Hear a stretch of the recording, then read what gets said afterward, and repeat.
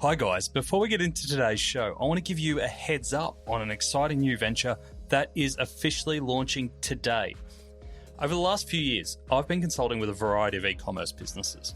They usually engage me to solve a technology or marketing problem, but what becomes very clear very quickly is that it's often a people or skills capability rather than a tech or marketing problem that we have to solve.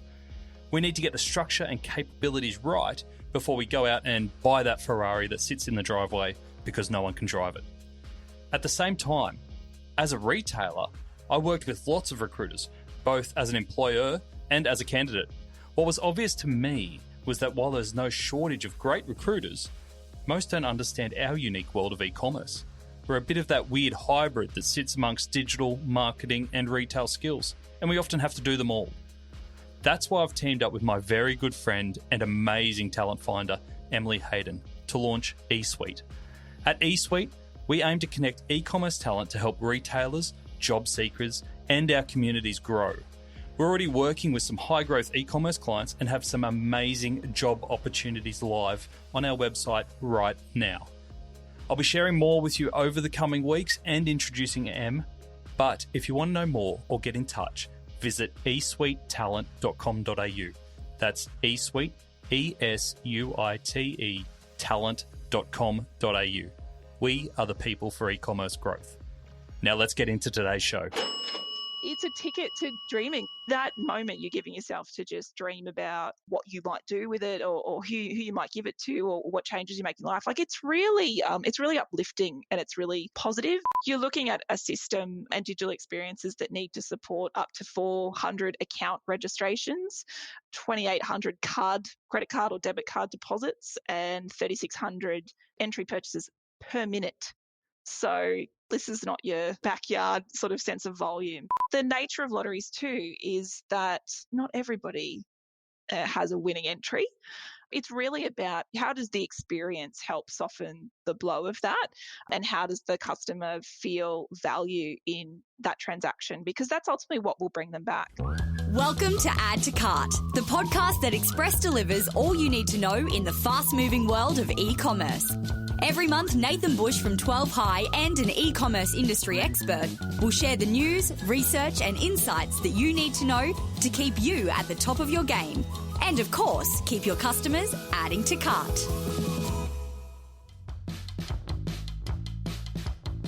Hello and welcome to Add to Cart. My name is Nathan Bush, host of Add to Cart and e-commerce strategist at 12 High. Now, imagine you're in charge of running digital for a company that had 3.7 million registered and active customers who spent almost $3 billion on your products last year. And then imagine if you had no products to sell them, only the dream of products. That's what today's guest, Sharon Anderson, has. She's the head of Digital Lotteries at the Lott.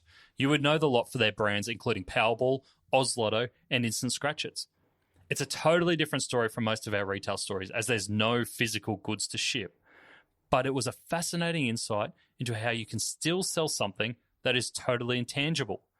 In our chat, Sharon takes us behind the scenes on some of the challenges they face in transitioning older customers to online, something we all have had experience with, I think, in COVID, the tactics they use to navigate app stores that have different rules and regulations, and how they handle the huge surges of demand 1 hour out from major prize draws. So let's get into it. Thanks to our partners Shopify Plus and Signet, here's our episode with Sharon Anderson from the Lott. Sharon Anderson, welcome to Add to Cart. Thank you so much for having me. I'm really excited to be here. That's awesome. I think it's going to be so good for our listeners because you are something totally different, and not just you, the company you work for, obviously. Oh, I mean, I'm pretty unique, but yeah. I didn't want to cast aspersions right from the outset, right?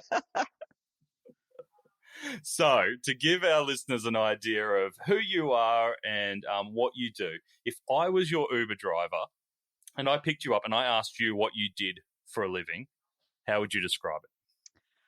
Yeah, pretty much I would just say that I look after everything website and app related for Australia's official lotteries, and would usually then add the Lott, to which people would say, you mean the Lotto? And I'd be like, yep, that's right. And probably I'd followed up really quickly with just confirming that I didn't know the winning numbers for tonight's draw, because that's a pretty common question that we get working in lotteries. And I could imagine it was funny like the first 2 times, and then you're like, haha, funny. Yeah, well, I mean, it's good humor. I obviously want to get to my destination, so you want to go along with the joke as long as you as long as you need to. But it is funny. We used to get in our previous office. Obviously, a lot of our customers do for our high prize wins do visit our head office, so it's actually a really exciting thing. So a lot of drivers over the years actually have a really positive reflection about picking people up from our office, thinking we might be prize winners. So I think they're excited either way if they find out it's actually people who work in lotteries, because we do seem to be a bit of an enigma, I think, in the industry. So it's always exciting to be able to talk about lotteries. Yeah, brilliant. So tell us about the Lott. What brands would we be familiar with under the Lott brand? Yeah, so the Lott is the official home of Australia's lotteries, which conducts the lotteries on behalf of Golden Casket, New South Wales Lotteries, Tatts and SA Lotteries. So the short version of that is pretty much all the lotteries bar Western Australia. So, and when we say lotteries, we're talking about really loved brands like Saturday Gold Lotto, Tatts Lotto, Saturday Cross Lotto, Oz Lotto, Powerball, Set for Life, Instant Scratch Hits. It's quite a huge family of brands, really. Yeah, it's massive. Yeah, yep. It keeps us pretty busy. But look, I think the really exciting part for us is, there's just so many people in Australia who have a dream of a kind of life-changing event for themselves and for their loved ones. So, we do have quite a fair reach and of course create a lot of different lottery products to meet the demands of different customers that we've got. And why is there, and this is probably my simpleton view, why is there so many different types of lotteries? Is it purely to get a game on every night? Well, I think it's just an interesting kind of history that lotteries has had. We've invested quite a lot in customer testing and customer research, because I think part of it is that customers do typically want more than one chance a week to kind of be in a draw. But it's equally about addressing the different, I guess, motivations or desires that customers have. A lot of our games do vary in their prize winnings or their prize mechanics, as we call them, and that's really speaking to what we've heard from customers when we've been researching those games. So, a Set for Life being offering a prize of $20,000 a month for 20 years is a really fun way, I guess, of dreaming how you would use that money, as opposed to, some of our larger jackpots, which can certainly start putting people, I guess, in an otherworldly mindset of what they would do with that type of prize money. So yeah, so I guess it's about creating that differentiation to meet the different motivations for our customers. Yeah, absolutely. And give us an idea of how many people are playing lotteries on a weekly or monthly basis, and then how many of those are online? Yeah, so look, probably from a participation, which is what our technical term is, what we call it. Look, for our larger draws and more notably our Powerball draws, we're actually seeing up to half the adult Australian population purchasing an entry. So not a small amount of people, all very diverse in their needs and motivations, and that's across all of our channels that we operate. And so from a digital point of view, they're relatively a smaller subset of that at the moment. So we're still very much a loud and proud physical in-store business. Are you able to say what percentage is online of your sales? So as of kind of the financial year, we were sitting at around 28% of total sales. So what's really interesting, I guess, with our customer base is that it's not exclusive. So it's not that people typically just play through our in-store channels or play on our online channels. It's a really good mix across channels. And I guess, like, from a business point of view, that's really what we're trying to aim for, is offering that amount of customer choice where we can. But yeah, so that's sort of roughly where it's sitting at the moment. And that 28%, has it been a significant growth over the last couple of years, or even over the last year with COVID? Yeah, so when I started back in the role in 2015, it was a much smaller percentage.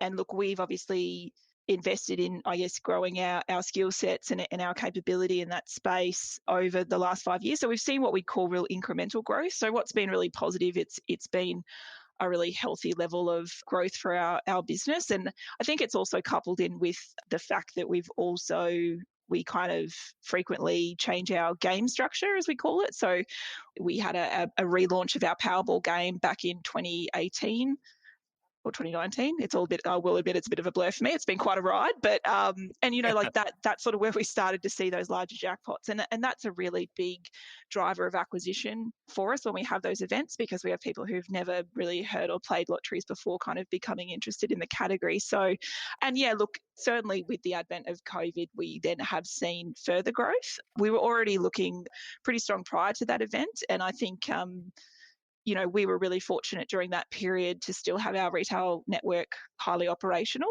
just given that they provide essential services to the communities that they operate in. So it's definitely been a really positive growth story, but it's been a really sustainable one too. I mean, we're not really out to kind of change our business. We're really there to augment it and to strengthen it.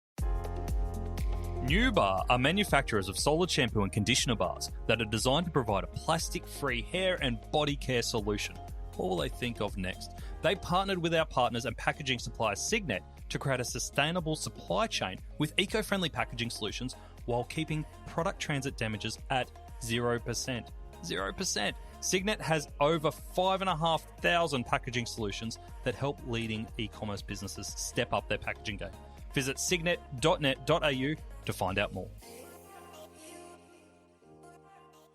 And in terms of the channels that you're offering the gaming mechanisms through, is it website and app? Yes. Yeah. So customers can buy an entry today or any day at the Lott.com. So we have a full functioning e-commerce website, and we've also got native mobile applications through iOS and Android.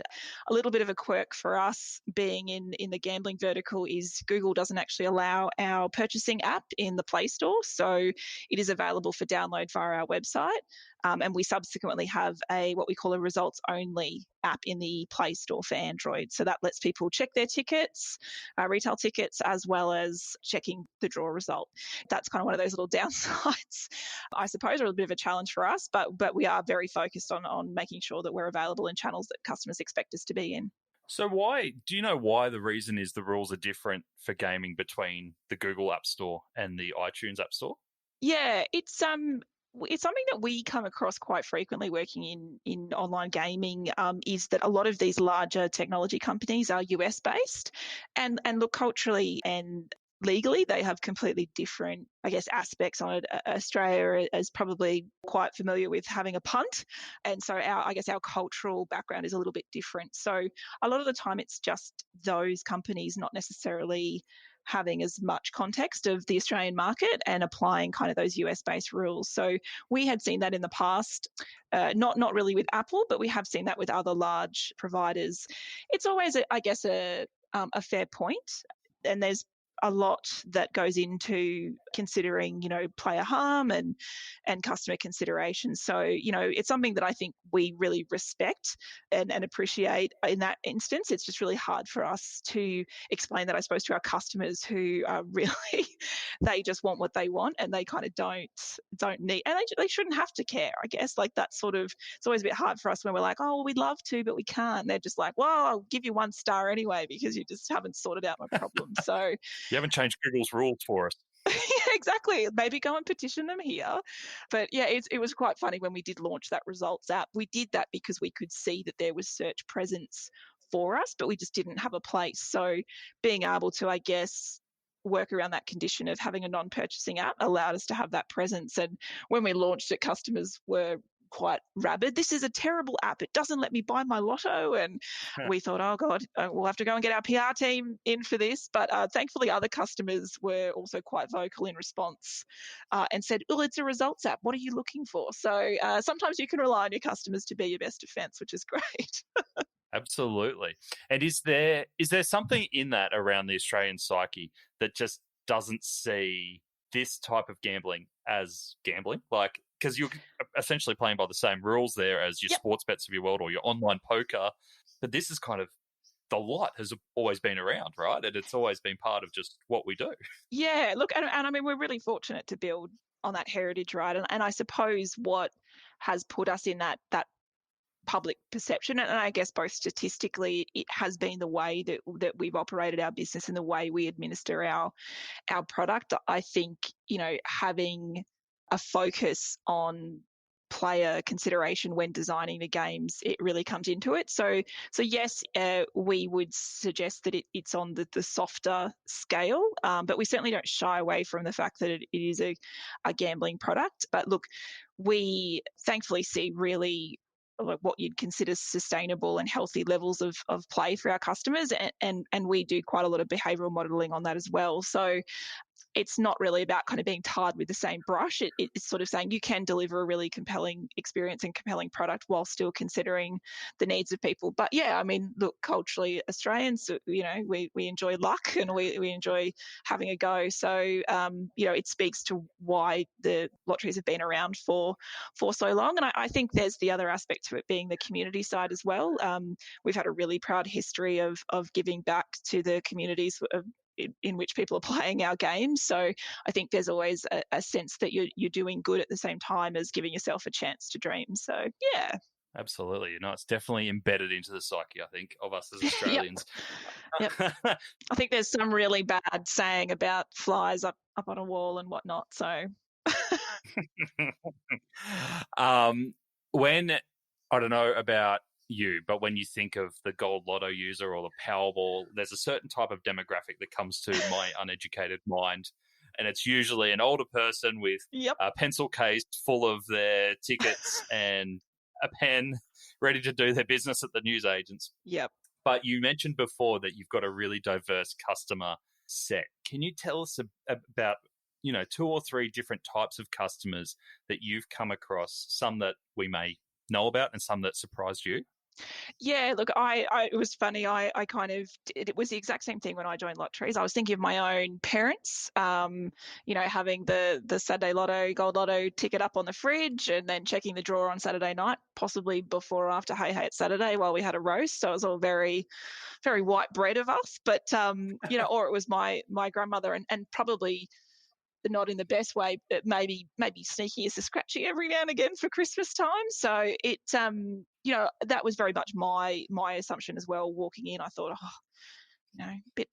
bit old, a bit tired, but it is so interesting. I think what unites all customers is that being in it to win it, right? Like it's the thing that everybody says. It's the most cliched thing. I think when I look at our social media profile, it wouldn't matter what game we were presenting. I think the most common response we see is, wouldn't it be nice? Like it's going to be me. So I think the diversity really comes in more just understanding that everybody wants that chance to dream of making a life-changing event for themselves or for their loved ones. So, but in terms of more specifics, I guess it does come down to the games that we offer and I suppose the channels as well. So a lot of the time for a digital player, we'll see quite commonly that younger audience base, roughly around like 25 to 35, which isn't our traditional target. I think, the nature of lotteries is that it's something that maybe comes into your psyche as you purchase a home for the first time, or you've got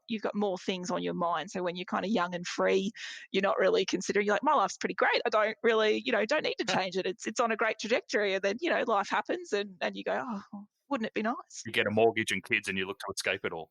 Yeah, that's it. And that's what this is. Like, it's a ticket to dreaming. I think we say it all the time here, even when we're designing the digital experience, which is highly intangible. It's a real emotional experience. You're walking away with a ticket that's kind of smaller. If you're digitally, you're not really walking away with kind of anything, maybe an email confirmation. But that moment you're giving yourself to just dream about what you might do with it or who you might give it to or what changes you make in life. Like it's really uplifting and it's really positive. And I think, again, that's just what's uniting people. But yeah, as I said, that younger audience, we'd see them coming in more for those larger Powerball Oz Lotto jackpots or our mega draw at the end of the year, which is coming around. And I think people they'll typically kind of engage with it, and usually digitally they'll engage with it. But what we see as well, I think that I was the most surprised about was our syndicate players. So syndicates are an offering that we have where a whole bunch of people can come together and essentially split their entry and play that across a number of games. And I think that really surprised me in terms of how many people, run those themselves and do the office collection and whatnot. So it really provides an opportunity for people who aren't as familiar with lotteries to get involved in a more sharing and community sense, which is really great. So I think the customer age brackets for me, what blew me away was I just made an assumption that being digital therefore meant audiences would be younger. It's really not. It's actually Mabel. It's the 85-year-old you were talking about before. And she's really keen. She can't get to the store, so she's actually really keen to grab her entry because she's still got to be in it. So when it comes to us designing our digital experiences, we actually have to think about people who are not digital natives and delivering an experience to customer base. As we said, if you've got up to half the adult population purchasing and you've got a good chunk of those purchasing digitally, you have to start thinking about some things you might take for granted where you go, well, obviously everybody knows how to copy and paste, and obviously everybody knows, what this button does. And that's not always the case for us. So it's the diversity is important. Can you tell us a couple of those moments where you've had to kind of redesign an experience to cater for that non-technical crowd? Yeah, sure. So, and it kind of comes back to the ticket, actually, and this is something that we did during COVID, which was, a lot of customers, unfortunately, due to lockdowns, weren't able to kind of make it to their local store, but still wanted to be involved. And a feedback that we actually got was that they really wanted to print out their ticket. And it wasn't a function we'd made, I suppose thinking, well, it's in your account, it's there, it'll, and if you have a win, we automatically pay those winnings back into your account, happy days. But we saw that so much, and I think that was us really, putting ourselves in the shoes of those customers, saying they still love that tangible ticket. They want to stick it up on the fridge and they want to make it happen. So yeah, we ended up designing a printable ticket for people to print out, which wouldn't be something, as I said, normally as a digital business you'd do, but our customers have loved it. So yeah, it's a pretty good example. How did you come across that insight? Like, where did you pull that from? Yeah, so we actually run, we collect quite a lot of feedback through our contact centre. So we have an Australian-based contact centre, and they pass quite a lot of feedback through to us from the calls that they take. We also have an email contact us form, and we also have a voice of customer program that is run by our customer experience team.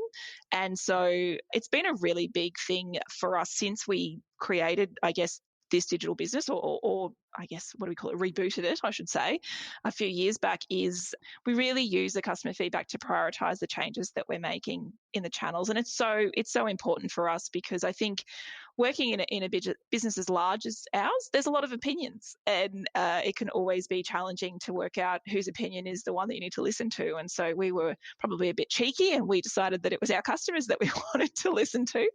And look, Kind of makes sense. well, it's a bit novel, a bit of an idea, but I think doing that, we feel this real sense of satisfaction where we see a complaint or a trend, and we're able to sort of deliver that and turn that around quite quickly. It's really how we've driven so much of the features within our mobile applications. We started very MVP there, and customers were kind of screaming at us for more features, and it's something that we're always really proud to deliver on. But so again, we have a voice of customer program by which we pull that through. We have our App Store reviews as well, and we make a point of reviewing those monthly and then looking at our own backlog and seeing where things get weight. So we want to be responsive as well, and we're really fortunate that our technology allows us to do that. So when you talk about reviewing it monthly, is there a report that comes to the digital team that kind of collates the voice of customer feedback, app feedback, all in one report, and you can understand what's kind of on top and what's trending? Yeah, it's not all in one report because that's a utopia, Nathan, as you know, like trying to get different data sources all in one beautiful big report. But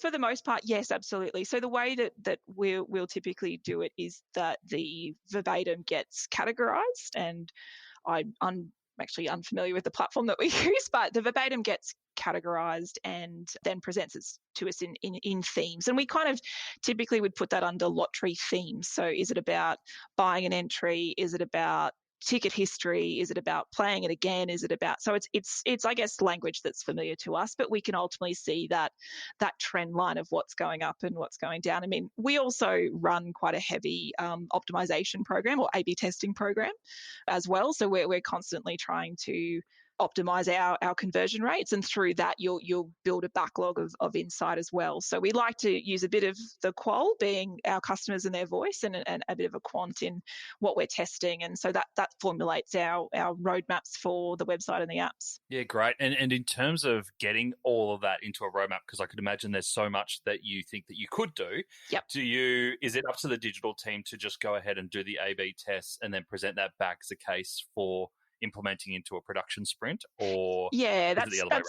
No, that's pretty much how we'll do it. So we'll gain that insight. We'll do a rough assessment of effort and versus our hypothesis of what it's going to return, and we'll conduct that test, and then based on that we'll look to either implement as permanent code, so we'll then brief it to our development teams for permanent work, or we'll of course kill it because it didn't work. So very much a key thing in there is you need to have the ability to fail, and to fail quickly, and we've set up that program in such a way where we really can. And I think something that I wouldn't have realised about, which may be unique to lotteries, I'm unfamiliar. I certainly didn't think about it before I started in this role. And lottery play is heavily ritualised. So people, it's something that's on their list to do each week because they can't miss out.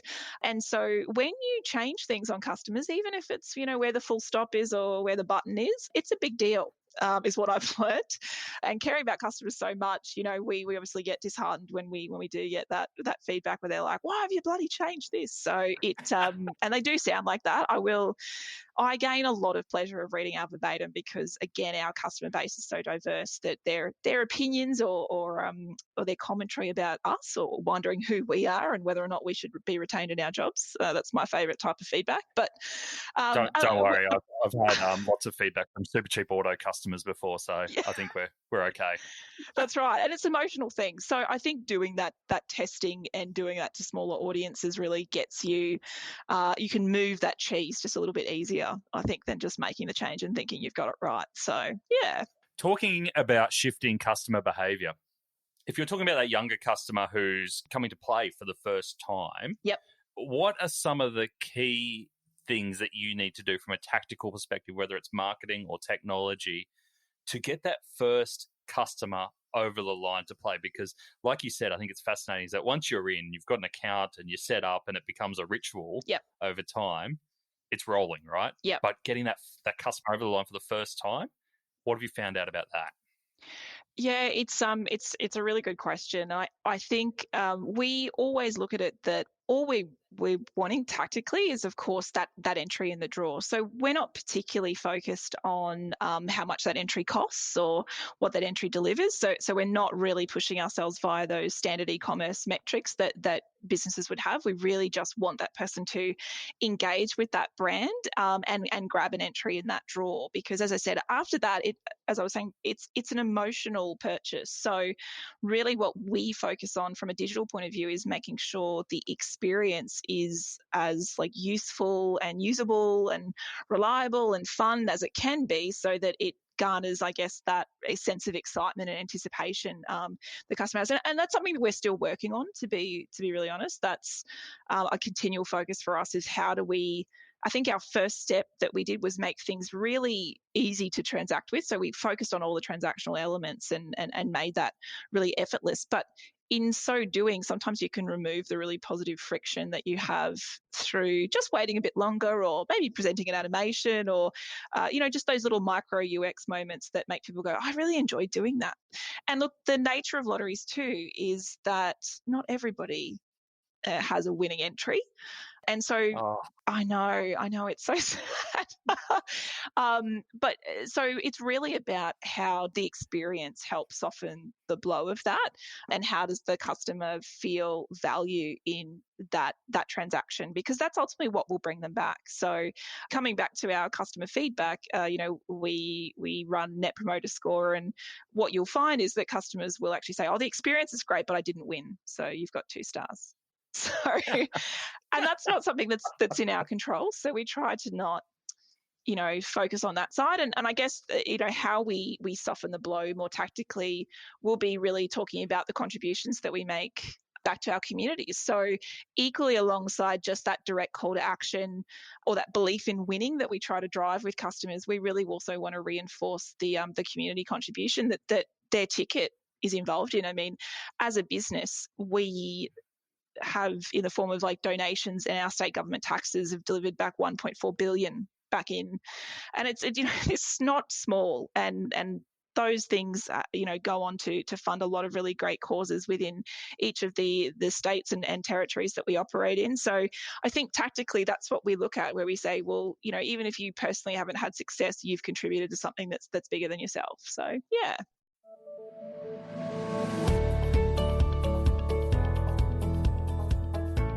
Topeka is an Australian nutrition brand born on Shopify back in 2016. Such a long, long time ago. 4 years later, volumes have increased, B2B has become a priority, and it was time to scale.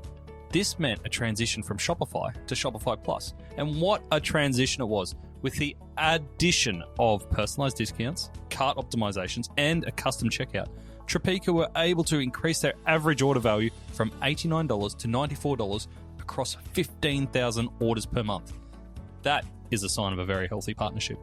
To read more of Topeka's story and see other case studies, visit the customer section on shopify.com.au/plus. You've done some things recently, like turning the fun into the actual process of buying the ticket and making that process fun. Yep. And the one thing that caught my eye was that execution where you can take a photo of something and it kind of reveals your lucky numbers. Yes, yeah.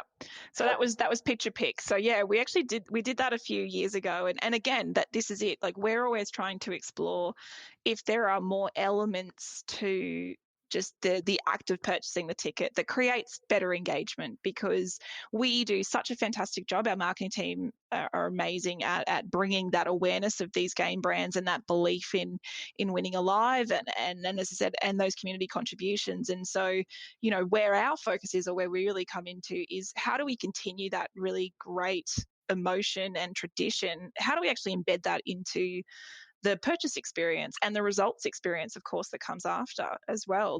There is a draw that happens, and yes, I will confirm there are actual barrel draws that happen, and it's not. I think we get a lot of calls about that, and we still broadcast the draws for those people who might not be watching on demand TV. Yeah, absolutely.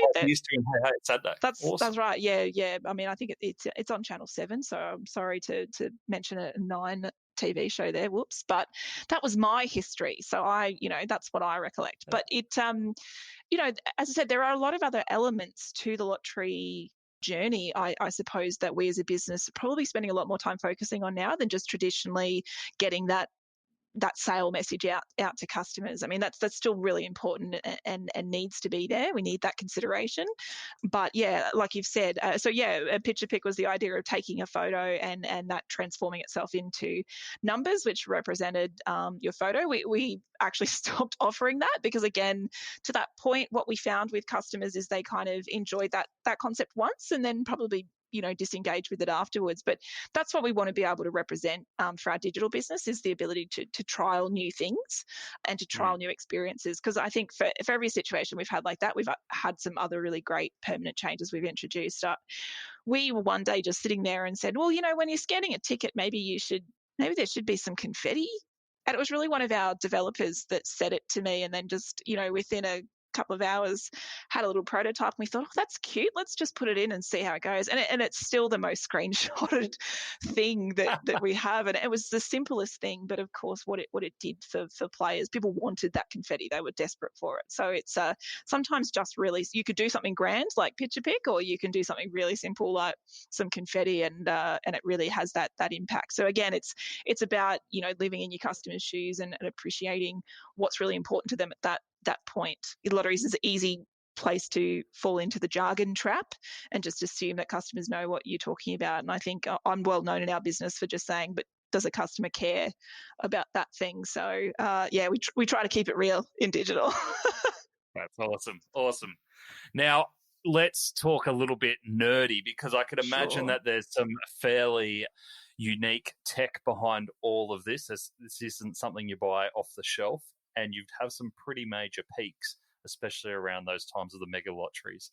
How do you handle that? Yes. Yeah. Look, and I'm happy to nerd out on this because it's by far the biggest thing that I've learned living here. I've never worked in a business in my life that experiences the types of spikes and peaks that this business does when we have our large jackpots. And look, it's sometimes considered a blessing and a curse to have your own technology. For me, it's a blessing. So we're really fortunate to have a proprietary system that conducts our lotteries and takes all the entry sales, and the team that manage that are fantastic and really passionate about the business and the customer as well. And equally, we do all of our development in-house of our customer-facing touch points, so be it our terminals in-store or our apps or websites. So yes, it's a lot, and therefore you've always got that balance of what you can innovate versus what you need to continue to support. But these sales, I think, other than more appropriately the cyber week that we're in at the moment, I have never seen anything like it. So when we're designing our experiences, it is a top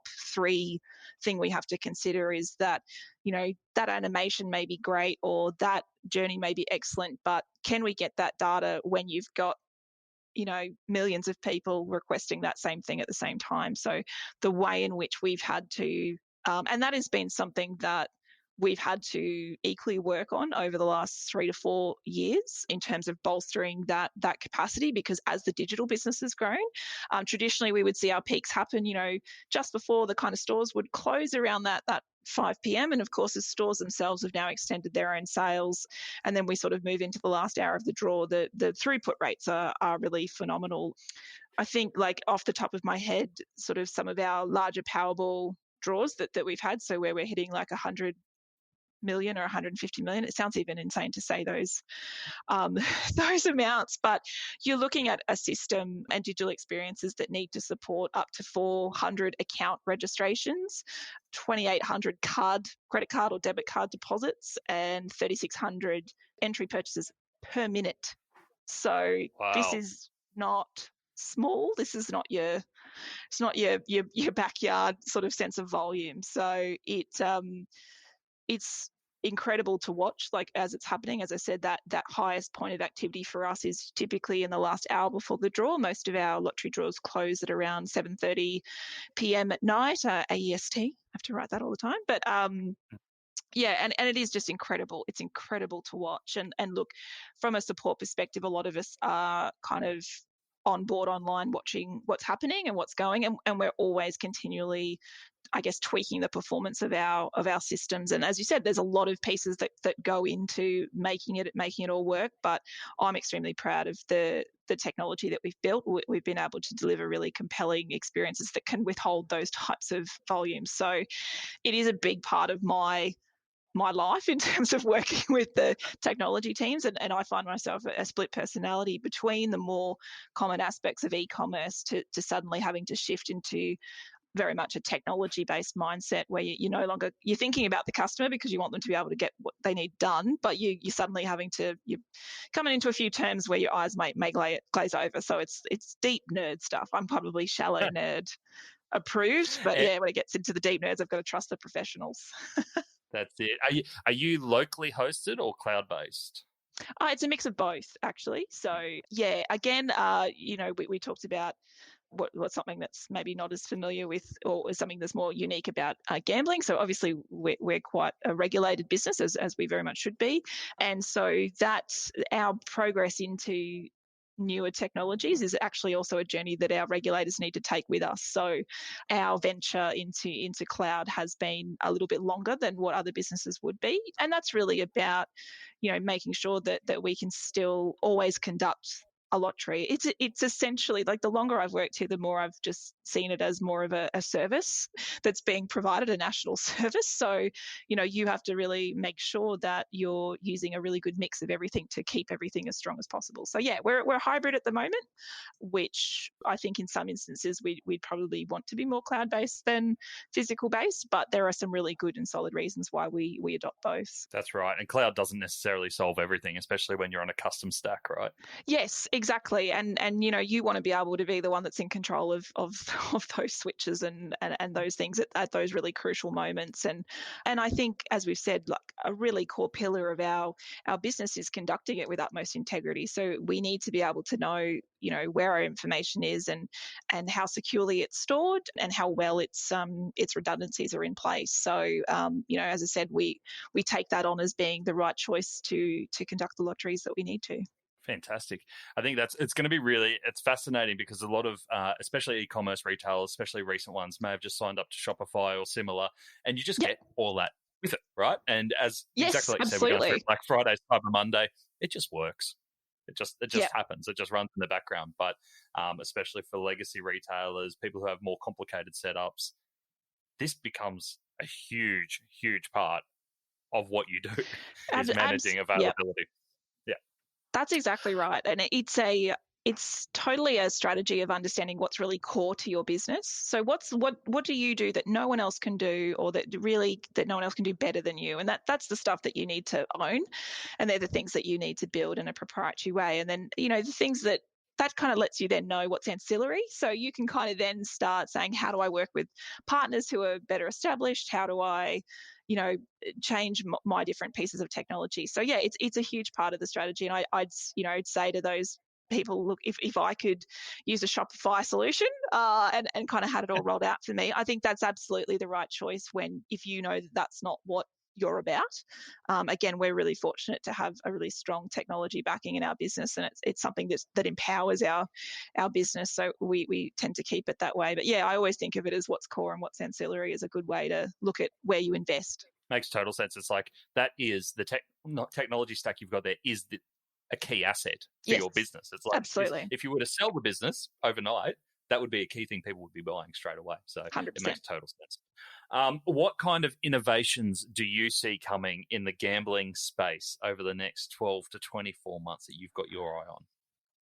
Yeah, it's a really interesting question for us, I suppose. As I've said before, our kind of journey typically has to lag a little bit because we need to wait for rules and regulations to sort of modernize at the same time. But when I've been asked this question previously and asked it by senior management as well, I always like to think about what's not going to change. And it just helps set that whole context of saying, well, if that thing's not going to change, everything around it probably could. So I think for us, it's, we're really quite interested in voice and what that means. Again, thinking about a customer's behaviour, they're checking results, they're wanting to know what the jackpot figure is. There's a lot of conversations that a customer would do or would have, I should say. And so therefore, I think voice is a really interesting place for us to play in. And I think it's really more about how a lot of the technology that's available augments that in-store experience. So it's not necessarily that there's some new technology that's going to completely obliterate the face of lotteries. It's really more about saying there are so many great opportunities being enabled by other companies. So, like what the Amazons and the Apples and the Googles are doing. And it's about how your product becomes relevant back to that technology. So that's probably a lot of our focus, I would say. I think in the industry as a whole, I'm really excited about what machine learning can kind of bring in terms of player behavior. Because again, we talk about this aspect of gambling needing a solid player protection framework and delivering your games ethically. And as I said, that's something that in lotteries we've done for quite some time. But I think the industry as a whole can really benefit from utilising their data better. But yeah, I think it'll be a very interesting landscape. I think what's happening with the digital platforms inquiry as well, that impacts all marketers, not just exclusively us. So I think that we, as much as our business is so unique in what it's doing, the reasons people are wanting our products or coming back for more are really similar to everybody else. So I think we're really just trying to better use the technology to solve the problems that customers already have. Makes total sense. Have you got a favourite lottery winner story? I think we all love hearing these stories, but is there something over your time there that's really stuck with you around a winner that a favourite lotteries winner story? I have to it's probably more just I was very, very fortunate to listen in to a call with one of our larger prize winners for Powerball personally. And it had been such an interesting day for me. At that time, that was our largest jackpot that I think we'd had at the time. And I had been working since about 6 a.m. and doing a whole bunch of kind of ongoing support and maintenance. And so I was exhausted, and it was sort of roughly later into the night where we'd been able to contact. So our PR team have the wonderful job of calling prize winners who are registered or known to us. And I think I won't talk about the call, but it was actually just such a moment where I realized that amongst all of this digital talk and all of this e-commerce talk, there are people who are experiencing life-changing moments. And I actually cried. I'm not even a crier. Unless I hit my head, I typically cry. But and to hear that person just in utter disbelief, and I was in disbelief for them as well. And you, as I said, you forget in some ways when you're actually in the business, what that business is doing for people out in Australia, and it was just exceptional. So there wasn't anything particularly nuanced about their win. It was just being able to hear their voice and hear what that sounds like. And yeah, it's something that it's almost a bit holy in our office. Like when you get to, you can see the PR team kind of walk into the call booth and you're like, oh, I wonder who they're calling. So it is that, as I said, lottery seems to be quite enigmatic to a lot of people, but that's the wonderful part of it. So all the stories are fantastic, and everybody has some link or some way. And as I said, our PR team do a fantastic job of getting those stories out. And of course, we have them all written up on our website for people to engage with, and then they are highly engaging articles as well for us. So yeah, I think it was just that. It was making it really human for me. I guess I work in a inhuman world, working in technology, so being able to hear that person on the call was just, it was pretty life-changing even for me. Oh, it's been a fascinating conversation because it's so different to the ones we normally have, where it's not a physical product that you're selling, and everything that you're doing here is about turning an experience that could be so remote or so kind of transactional and giving it a human element over it at all stages. And it's really fascinating to hear your insights in how you've approached that. So thank you for sharing that. Oh, thank you so much. It's been great to talk about it and to part the veil on lotteries. Now, if people want to get in touch with you or hear more, what's the best way to get in touch with you? Well, for me personally, I'm pretty much a self-proclaimed industry recluse. I will say that. I just like to sit in my little corner. You've blown it now. You've come on this show and it's all over for you. You've exposed me. You've found some new talent. But look, I'm available on LinkedIn if anyone ever wants to kind of chat about lotteries or just chat about, I guess, digital transformation in general. And of course, if you are a lottery player, given that there's quite a few of you out there, first of all, thank you. But secondly, feel free to leave us an App Store review if you're using our apps, or leave us some feedback via our email form on the website. Well, you never know, you might see your feature in the website or app anytime soon. That's awesome. Sharon Anderson from The Lott, thank you very much. Thanks so much.